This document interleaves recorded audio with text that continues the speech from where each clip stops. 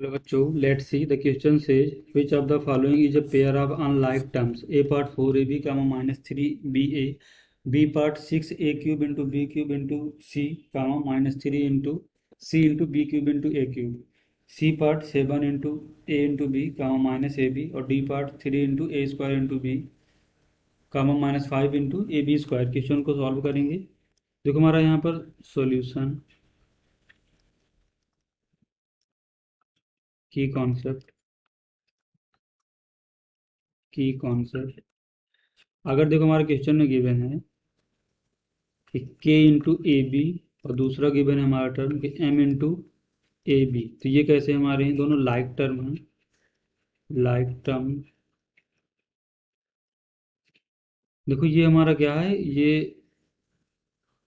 के और एम यहाँ पर कोई हमारे क्या होंगे, यहाँ पर कांस्टेंट होंगे।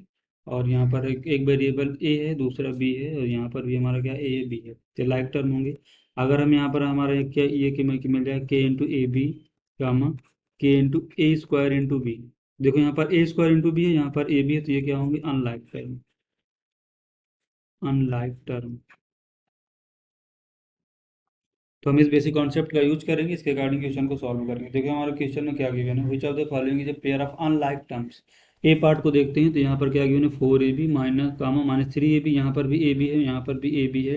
ये हमारे क्या हो जाएंगे, लाइक टर्म हो जाएंगे। बी पार्ट को देखते हैं, 6 into A cube into B cube into C minus 3 comma sorry comma minus 3 into C into B cube into A cube. तो यहाँ पर ए की भी पावर क्यूब है, दोनों में ए की पावर क्यूब है, बी की पावर क्यूब है, और सी दोनों में है। तो ये भी हमारा क्या होगा, लाइक टर्म होगा। सी पार्ट भी हमारा लाइक टर्म है।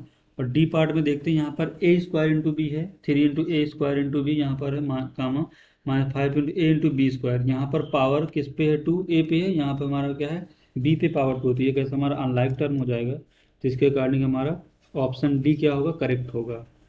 तो option D is the correct answer. Hope you understood it well. Best of luck.